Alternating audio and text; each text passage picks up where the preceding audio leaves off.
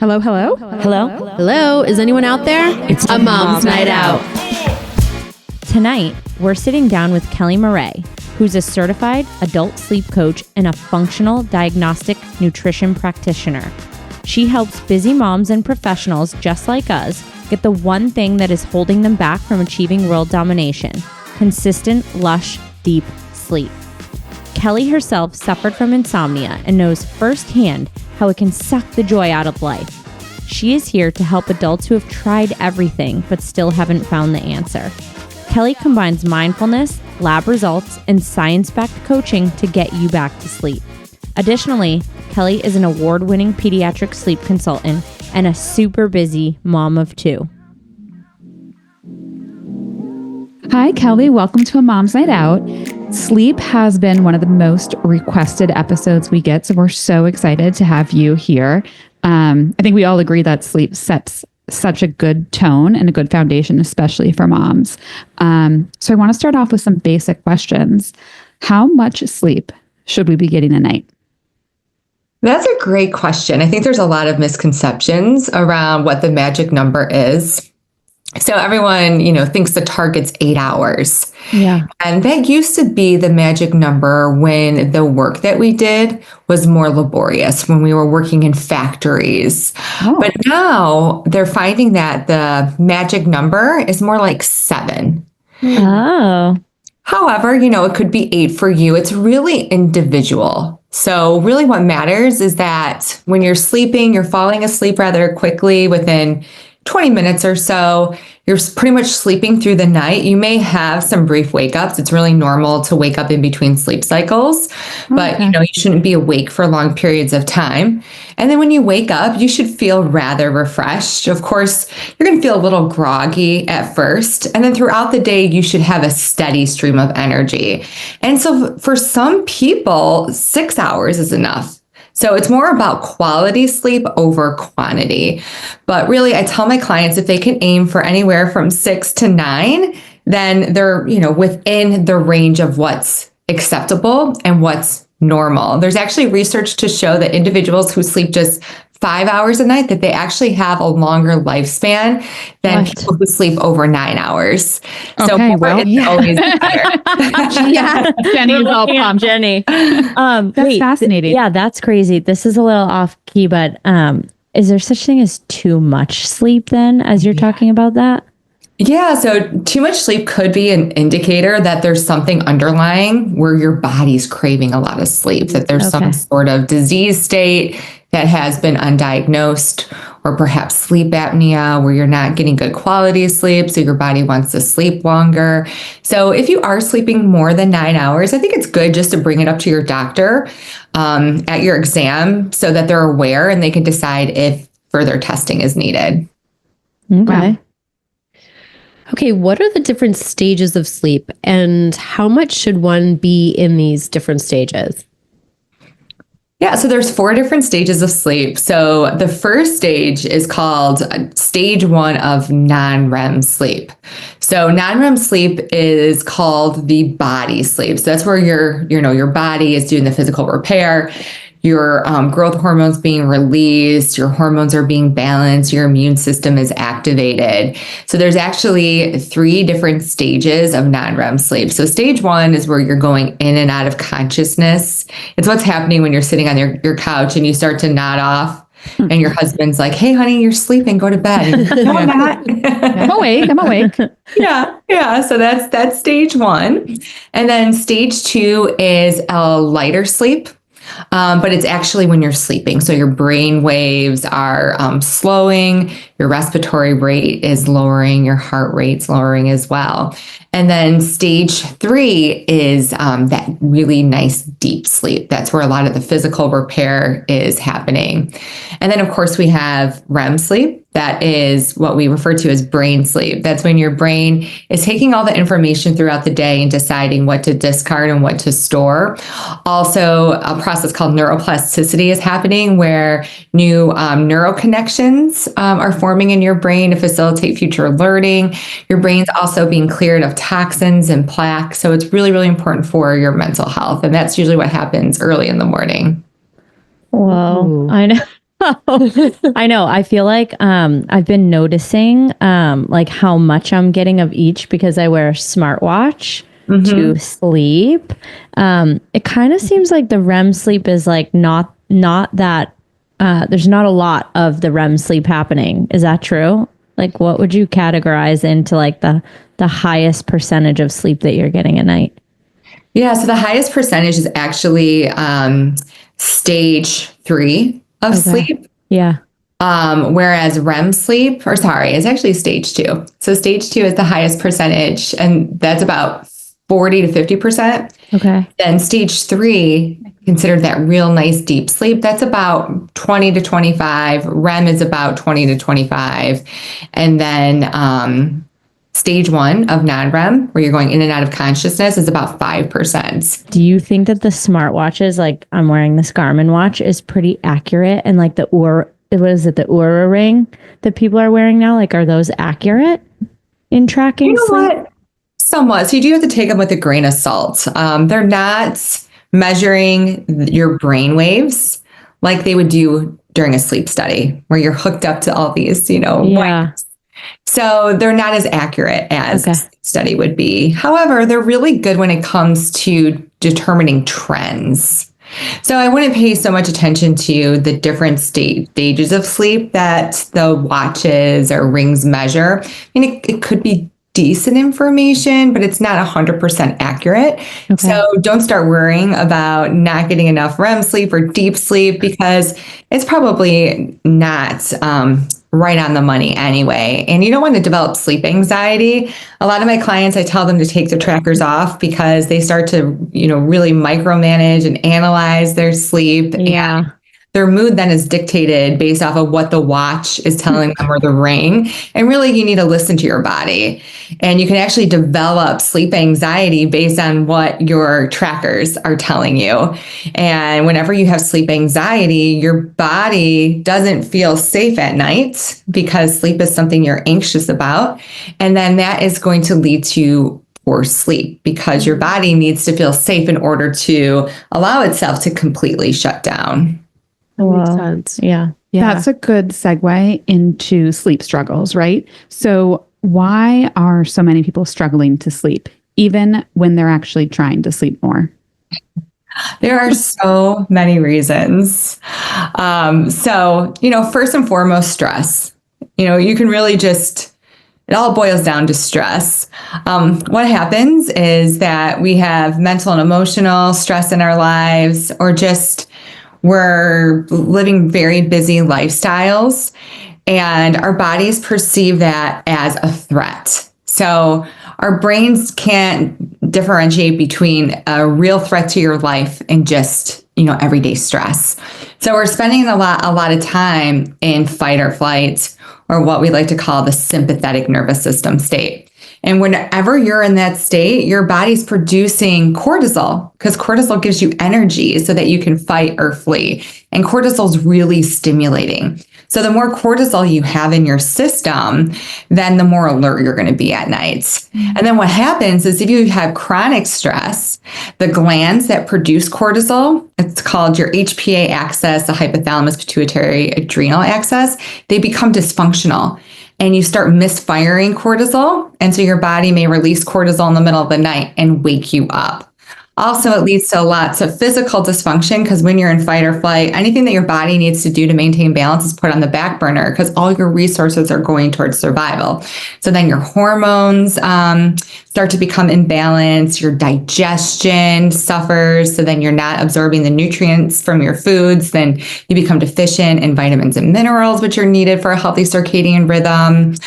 Also, it can lead to a lot of gut issues, and gut health is so important for sleep and overall health. And then as well as neurotransmitter imbalances. Neurotransmitters help to turn on and off your brain. So really, if I had to say the one thing that causes sleep issues, it's stress. And it doesn't have to be a stressful event. Just being a busy mom is stressful.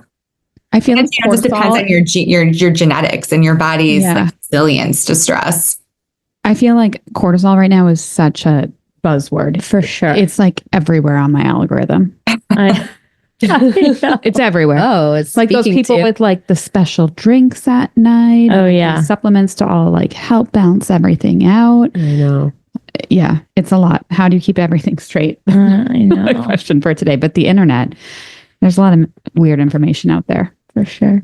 And cortisol is not a bad thing. A lot of my clients, they're not producing too much cortisol because really when your body is in constant fight or flight and you're producing a lot of cortisol, you actually feel good because you have lots of energy. Cortisol is also an anti-inflammatory, but what happens is when you're under chronic stress, then your cortisol rhythms become dysfunctional. And sometimes you start producing suboptimal levels of cortisol. And then you feel wired but tired because then your body's like leaning on adrenaline. Mm-hmm. So a lot of my clients, I test their cortisol levels and they're like flat lines and they're running on adrenaline. Oh my God. Wow. Oh, okay. gosh. I don't think I realized that. So we've talked a little bit about anxiety and tracking your data and sleep. And then we've talked about stress. Talk about how lifestyle choices affect sleep, like alcohol. Yeah. Yeah, alcohol is actually the number one sleep aid, but it actually does more harm than good. I know when I was having sleep issues, back when I had little kids, wine was my sleep aid of choice. And I didn't realize that it was doing so much damage to my body. Because number one, it's hard on your liver. And at night, that's when your liver is processing toxins. And in traditional Chinese medicine, they say between the hours of 1 and 3, that's when your liver is most active. And when are people waking up for long periods of time around 1 and 3? So if your liver just becomes like gunked up and sluggish, then it can't process toxins well. Your body becomes inflamed overnight. And whenever you're inflamed, then your body releases. Can you guess? Cortisol. Yep. It's going to wake you up. So Okay, that's one great. of the Have a drink at 8 a.m. instead of 8 p.m. No, I'm just kidding. Yeah.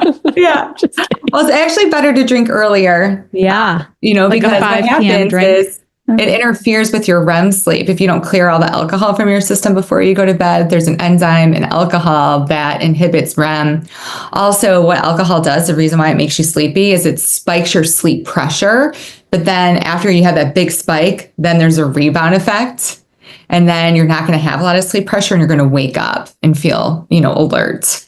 So it actually, in the long run, it fragments your sleep and it leads to poor quality sleep. It's funny. I had a glass of wine last night. I try to avoid alcohol as much as I can, but it was my birthday. So and I was watching my son's baseball game for a couple hours and I was so cold. The most mom thing ever. A glass of red wine looks so good. I'm like, screw it. I'm going to have a glass of red wine. And right now I'm wearing a glucose monitor and I have my Oura ring. And boy, they were just like going crazy last night after just one glass. Wait, I can relate to that so much. I feel like I recently cut back my alcohol consumption, like in a big way. I actually stopped completely for 6 weeks, got the best sleep of my life, felt the best ever. And then even to your point, adding one drink back in, I've realized like how it really screws up your sleep. Yeah, then you ask yourself, is it worth it? Literally, I'm like, nope. And I think as I've gotten older, I've noticed it more of how disruptive even just one glass is. I know. Wild. I know. Well, that's a good segue into like, is there a reason that as we're aging, drinking alcohol or getting less sleep like affects us more? I think right now we've been talking a lot about perimenopause and menopause. So how does that affect sleep and sleep issues? Yeah. So research shows that when women enter perimenopause, 40% of them start sleeping poorly. And then that number skyrockets to 60%. Oh my God. Oh my God. That's more than half. So the women are not sleeping. Fair. I know. They are not sleeping well. And that's because the loss of our hormones. So progesterone declines first. And progesterone, they call it Mother Nature's Prozac. It's very calming. So it inhibits brain function. It's what prevents you from ruminating. That's why so many women in their 40s, including me, start to just ruminate and it keeps you awake at night. It's that loss of progesterone. And then estradiol declines soon after. And estradiol helps with the production of serotonin. It's that feel-good neurotransmitter that's so good for your mood. It prevents anxiety and depression. And it's also the precursor to melatonin, the sleep hormone. So, the loss of hormones really start to deplete your neurotransmitters. Also, estradiol, it controls your body temperature, and your body temperature has to fall by 2 degrees in the middle of the night to produce melatonin. Estradiol also helps our cells to be insulin sensitive, and blood sugar dysregulation at night can interfere with your sleep. Also, it's good for your immune system. A lot of women post-menopause and perimenopause develop autoimmune issues, and autoimmunity can cause sleep disruptions as well. So lots of fun stuff to look forward to. We're all screwed. Yeah, what the heck? We didn't have this question in here, but every now and then I do lean on like melatonin to go to sleep. How bad is that? I do not hate melatonin at all. Okay. Controversy when it comes to melatonin, but there are so many worse things that you can do to get a good sleep. The one thing about melatonin, it's one of those hormones where if you take it externally, your body doesn't stop making it. Your body doesn't have this like negative feedback loop where it says to itself, whoa, I have enough melatonin. I'm not going to produce it anymore. So you really don't have to worry about that. It's not really addressing the underlying reason that you're not sleeping, but it is, could be a good Band-Aid. I do find though, I do a lot of testing of my clients, and most of them don't have low melatonin. It's really not the issue. And if they do have low melatonin, it's because of poor gut health, because 90% of your serotonin is produced in your gut. And as I mentioned before, serotonin is a precursor to melatonin. But if melatonin works for you, I'd say, more power to you. That's a pretty, low risk sleep aid. Okay. Perfect. I'm like geeking out right now. This is great. This is so sciencey, and I'm loving it. I know. Okay. So outside of hormones, stress, anxiety, I found it so interesting once I started to follow you of all of some of the different reasons that people sometimes don't think about, like these other hidden dysfunctions. Can you speak to them? Like in particular, you had the blood sugar dysfunction, gut infections, neurotransmitters, minerals. Anyway. Yeah. So blood sugar dysregulation is a big one, especially as you age. As I mentioned, your cells become more insulin resistant. So what happens is if your blood sugar is spiking during the day, then it's rebounding and dipping really low. And that's a stressor on your body. And so again, that's going to put you in fight or flight. Excessive amounts of cortisol in your system, that's really stimulating. Well, one of the bad things is that the pattern can repeat overnight. And so a lot of my clients, I have all of my clients are CGMs, but what I'll find is that around 2, 3 o'clock in the morning when they're waking up, their blood sugar is dipping overnight, and it's putting them into fight or flight. And then their body's producing a ton of cortisol, because you have to be in fight or flight to convert glycogen from your liver into blood or sugar to go into your bloodstream. So what would be the remedy for that? Like, how would you fix that? Yeah. So the best thing to do is I know everyone's so sick of hearing this, but it's to make protein a priority. Okay. So make sure you're hitting your protein quota, at least 100 grams a day spread throughout the day, if not your goal weight in protein. And then also make sure you're eating some healthy fat. I don't know about you, but being like a teenager in the 90s, everything was all about low fat. Yes. But fat is not the enemy. We actually need healthy fat to regulate our blood sugar, also for hormones, and then complex carbohydrates. So you do need carbs, just the right carbs. Tell my clients to lean heavily into veggies, low sugar content fruits like berries, just making sure you're getting those main macros with every meal. And then also that you're eating enough. A lot of women that I work with, they're calorie restricting because as you get older, your metabolism slows down a little bit. They want to restrict calories to lose weight, which I totally understand, but that actually then backfires. Yeah. For one, it can interfere with your sleep by causing hypoglycemia overnight and that cortisol response. Then also it slows your thyroid down because your body thinks that there must be a famine and it needs to conserve energy. So then it slows your thyroid down so that you're not burning your energy quickly. And that can cause sleep issues too. Oh my gosh. Well, so you kind of talked about how you have your clients wear, and you're wearing one right now. Like, can you talk to us about that? Yeah, so CGM, it's such a nice tool. And the cool thing now is that Abbott, one of the manufacturers of the sensors, they actually came out with a direct-to-consumer version of the CGM, which is very affordable. It's only $50 for 2 weeks, whereas the other systems like Nutrisense, and that's a big CGM company, it's like $250. So they're much more affordable. And it's so cool because you can see how your body responds to different food choices, as well as stress. One of the biggest glucose spikes I ever had was after an argument with my mom. My glucose spiked through the roof. You're like getting the alert. You're like, oh my God. I know. I've been seeing them online and I've been like, should I get one of those? Because to your exact point, like to see what your like triggers foods are and your trigger stressors, I feel like that would be fascinating. Super fast. Yeah, you can collect so much of great information. And sometimes it's just like making little tiny shifts. For example, one thing that I was doing is when I'd pick my kids up from school, I would bring them those little granola bites and I would steal a couple. Well, I was eating these granola bites on an empty stomach, but I was only having like 2 or 3 and it was spiking my blood sugar really, really high. And then 2 hours later, I would be absolutely exhausted. And I thought it was just because it was the end of the day, but no, it's because I was eating those stupid granola bites that spiked my blood sugar and then it rebounded a couple hours later. So I stopped doing that. There are so many like just little things that you're doing during the day that you don't realize have a big impact on your metabolism. You're going to see us all with CGMs now. I know. I feel like we should reach out for a sponsorship. We'd be like, I had them during both my pregnancies and I loved it. You did? Really? Yeah. Because I had, I just diabetes. Yeah. Wow. Yeah, that was interesting. I was like, wait, what?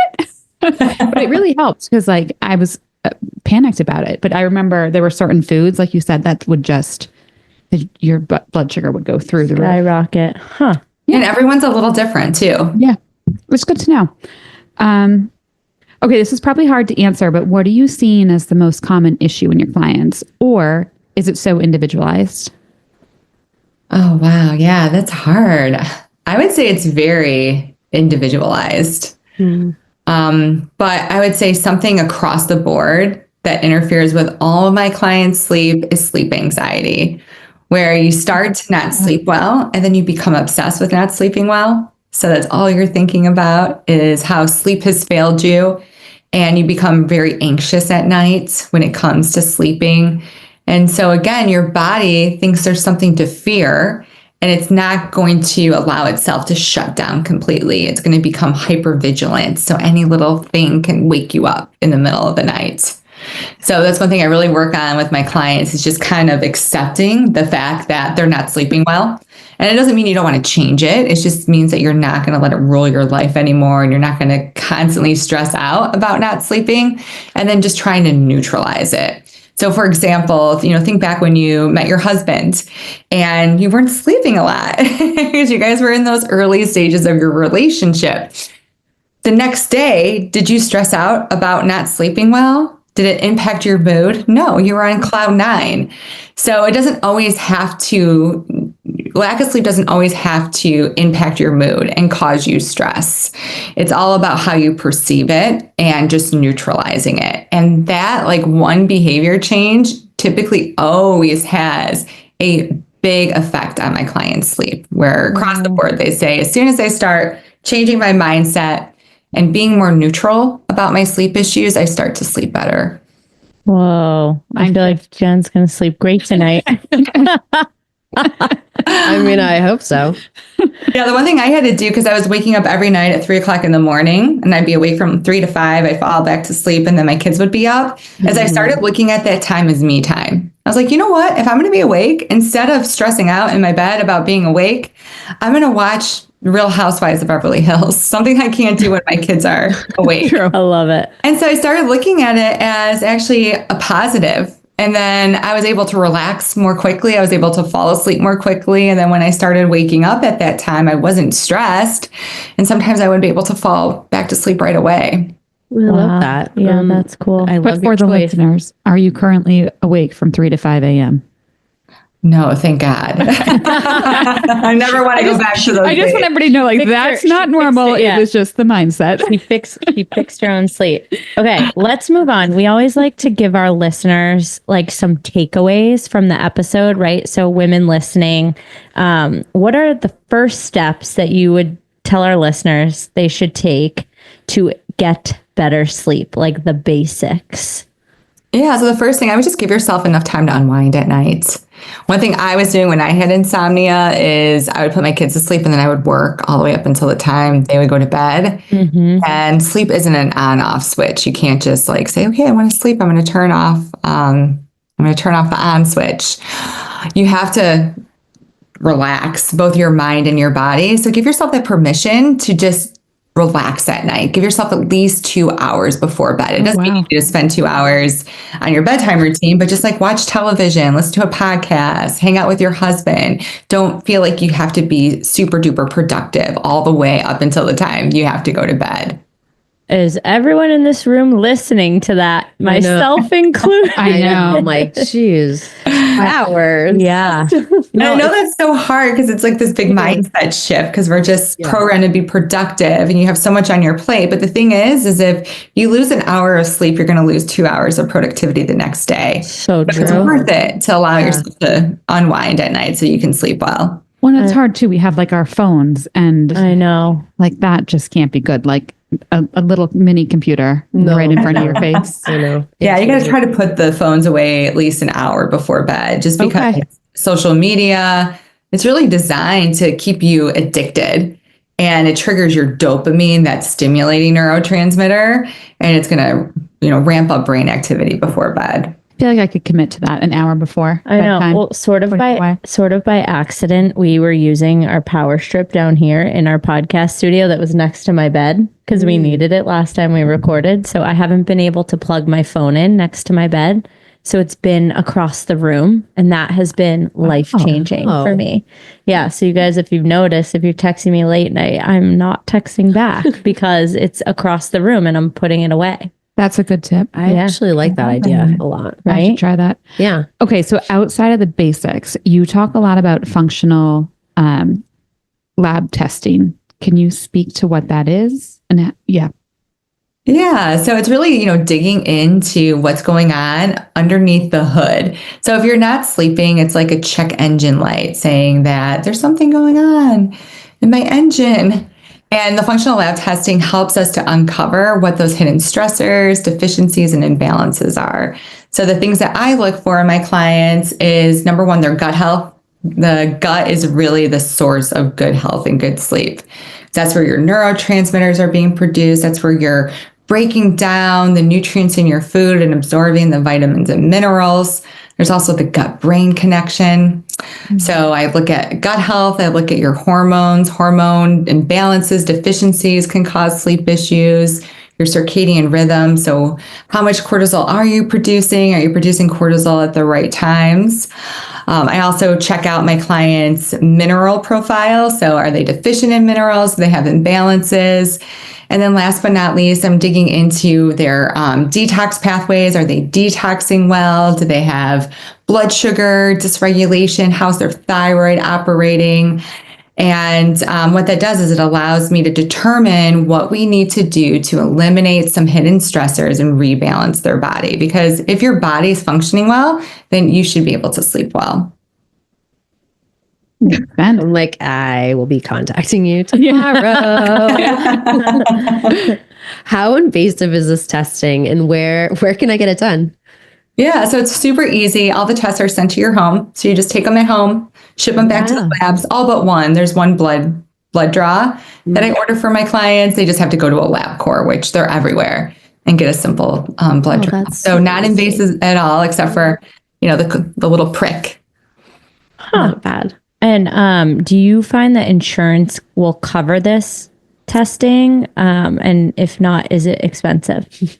Yeah, I wish that insurance covered it, but unfortunately they don't. Sometimes if my clients have cool doctors, they'll write a script for the blood work that I need, and they can run that through insurance. Otherwise, everything's just cash pay. I wish that our health system would reimburse for preventative health, but they're going to wait until you have a disease state before they're going to cover anything, unfortunately. It's so crazy. I know. It really is. Because honestly, sleep is so essential. Or just even having that understanding of what's going on inside your body. I know. Functional health. Yeah, I think everyone would benefit from functional health testing. It can prevent a lot of, diseases. Yeah. Yeah. But I think because it's not covered and people sometimes don't know where to go, you see a lot of people self-diagnosing. I talked about this earlier with like cortisol. I see everywhere there's supplements. What's the danger in people self-diagnosing some of their problems? You're right. It is dangerous. All of these influencers are talking about high cortisol. I know I'm talking about it a lot, but as I mentioned before, if you are chronically stressed, then you typically start to have suboptimal levels of cortisol. So if you're taking supplements that are going to lower your cortisol levels, it's going to make things worse. I have a lot of clients that come to me and they're taking cortisol manager. It's a very popular supplement to lower your cortisol levels. And then we test their adrenals and their cortisol's flatlined. So I don't know if it's because of the supplements or maybe they didn't need the supplement to begin with and it just made things so much worse. So you got to be careful. Yeah, no, for sure. But there's a lot of supplements that you can try that don't have a lot of risks. Like, magnesium is definitely a safe one. Okay. Melatonin, as we talked about, it may not work, but if it does, there's not a lot of risk to taking melatonin. Also, you can, play around as long as you're not on like antidepressants, some like neurotransmitters like GABA and L-theanine, some 5-HTP. Those are all calming neurotransmitters. Wow. But of course, talk to your doctor first. Yeah. Supplements without talking to your doctor. Exactly. I like the plug there. I know. You Yes. have to say that. They're like, Mom's night out cannot be held responsible for They told us. Legal disclaimer. For those listeners who are like, oh my gosh, who are taking away all these amazing things you're throwing out, what are some realistic expectations about how long does it take to fix these sleep problems? I'm assuming it's not overnight. So what would be a normal time span to see that take place? Change. What I see with my clients, a lot of times after a couple weeks to a month, they start sleeping better just with the mindset shifts. Wow. But then when it comes to fixing their functional health, that is definitely a long game. Typically after, 3 months, they see a marked improvement. And some of my clients, it can take the full 6 months of my program, if not longer, just depending on what we find and their genetic capability. So their body's ability to heal. Yeah. And how compliant they are too. Some people just want to take things slow, which is totally fine. But of course, then you're going to see results much more slowly. Yeah. 2 weeks is good, I think. I know. Yeah. A small change. And then that gives you the motivation to keep going. Yeah. Mindset, man. It's everything. It truly is. That and diet and controlling your blood sugar can really make a big shift in your sleep right out of the gate. All right. So we're leaving tonight and we want to sleep better. What can we do tonight to sleep better? Like a quick win. What's a quick win the listeners can do? Yeah, take a bath. Take a nice warm bath. Use some Epsom salts. So Epsom salts contain magnesium, and we know magnesium is a calming mineral, so that will help to relax your mind and body. And then also what the warm bath does is that when you get out of the bath, your core temperature drops by a couple degrees. And that is needed in order for your body to produce melatonin. It's one of the cues that our bodies take from nature to know what time it is. So it makes sense at night, the sun goes down, the temperature's cooler, and your body temperature drops. So then your body will start producing melatonin. Whoa. You guys, we're all going to take a bath. You guys, I'm not going to lie. I take a bath like a lot of nights. You do? Yep. Even if it's quick. Yeah. Especially in the winter when it's freezing cold and I can't get warm. I do with Epsom salt too. Maybe that's why I'm sleeping so great. Look at you. So great. I know Kate doesn't need the help. There's the test. She's a superstar. I'm impressed. Okay, what are the top things we should stop doing before bed to get a better night's sleep? I love that. Yeah, definitely watch your social media intake. I feel like that across the board, most of my clients want to be on their phones. on Instagram, YouTube. And as I mentioned earlier, those apps are designed to suck you in and keep your brain really stimulated. And your brain needs to shut down in order to sleep well at night. So true. What are your top swaps, especially for women, to help them sleep better? Yeah, so number one, swap that glass of wine for. Listen, we're all drinking sparkling know, seltzer, non-alcoholic swap tonight. Love it. I love it. Yeah, so swap that glass of wine for a glass of chamomile tea or even holy basil is a really nice tea that does help to lower your cortisol, but not significantly where it's going to cause issues. Oh. Yeah, another great one is Tulsi tea. Okay. What's that? So it's another herb that helps to relax you and lower your cortisol a bit. So, chamomile, Tulsi tea, there's lavender tea that's really relaxing too. Mud water. Have you guys ever heard of mud water? No. Coffee replacements. So it's kind of like a mushroom coffee. Oh. And it contains lots of adaptogens. They have a really nice nighttime blend that has a lot of calming adaptogens. It has cinnamon in it to control your blood sugar. It's really lovely. I'm getting tired just talking about that. I want to know. I want a glass. I like it. Okay. Tell people where they can find you and learn more about your coaching programs. I guarantee women listening are going to be reaching out to you. So where can they find you? That would be great. I love working with women, especially moms. You can find me at Kelly Murray Adult Sleep on Instagram, or you can check out my website, kellymurrayadultsleep.com. And I also have a YouTube channel. Ooh. I'm so impressed. Yeah, we're going to link all of those in the show notes. So, and also on our Instagram, so everybody can find you. Before we get to fun questions, any final thoughts or advice for people on just getting their life back with sleep? Yeah, poor sleep isn't something that you just need to accept. I think there's common misconception that as you get older, your sleep just declines and you just have to throw in the towel and accept it. There is always a reason for the poor sleep. You just have to figure out what it is. I love that. Me too. All right. What is your favorite non-alcoholic drink of choice? Mud water sounded pretty great. Yeah, I agree. Sign me up for that. Yeah, I love mud water. I also love hop water. Have you guys ever tried hop water? No. So it's a sparkling water that has hops, and hops are really relaxing. It also has L-theanine in it and ashwagandha, which are calming adaptogens. Oh, So- where do we get hop water? Online? Yeah, you can get it online. Cool. There's some grocery stores too that carry it. I don't know if you guys have Meyer. It might be a Midwestern Yeah, no. Yeah. store, but they carry hop Oh water. yeah. So for everybody, Kelly's located in Chicago. I love that. You can tell by the I could accent. tell. I know. You definitely have. I Midwestern. love it. I love the Midwestern. Yeah, hop water is so lovely. It's so relaxing. So I'll drink one of those on a hot summer night. After 2, I'm like ready to go to bed. Wait, that sounds great. Yeah, I I'm want ordering that. some of those. We start drinking those recording podcasts. You'll be episodes. asleep by the end. Yeah, be aware. Don't drink more than one, or maybe Okay. snooze fest. What is your ideal mom's night out? Probably dinner, and then going to a dive bar to listen to some live Ooh. music. Ooh, Love it. that's Wait, I fun. like that. We So haven't had fun. that one. Good one. A dive bar. Okay, and then let's end it with what's something that not many people know about you?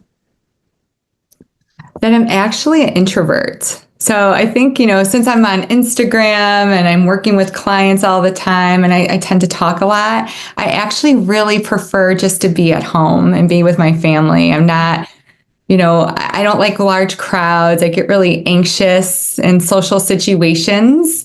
So I feel like I'm one of those like extroverted introverts. Yeah. I relate to that so much. Yeah. Totally get that. You need to recharge after a social setting. Yeah. Yeah. Yes, I get really overwhelmed. I'm like infamous for doing the Irish goodbye, where I'm like, okay, honey, let's leave. Like, no, love I got it. Like I gotta get home, take my That. bath, and get into bed. Yeah. Goodbye. Perfect. Well, thank you so much, and happy birthday. I know. Happy birthday. Oh, Birthdays are thank fun. you. Yeah, but this was so educational, and I know it's going to benefit a lot of people. So thank you again for spending the time with us. Thanks for coming out. I hope so. Thank you so much. Cheers. Cheers. Bye. I know.